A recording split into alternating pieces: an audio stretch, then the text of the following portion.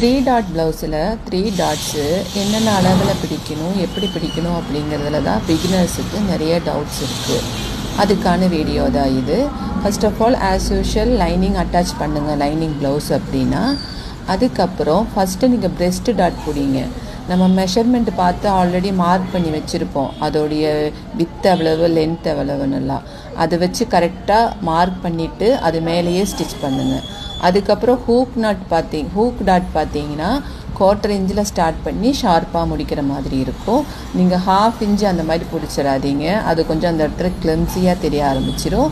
அதுக்கப்புறம் ஆம் டாட் பார்த்தீங்கன்னா 1/2 இன்ச்சுன்னு நம்ம பிடிச்சிக்கலாம், 1/4 இன்ச்சு வேண்டாங்க, கம்பல்சரி 1/2 இன்ச் பிடிச்சிக்கலாம்.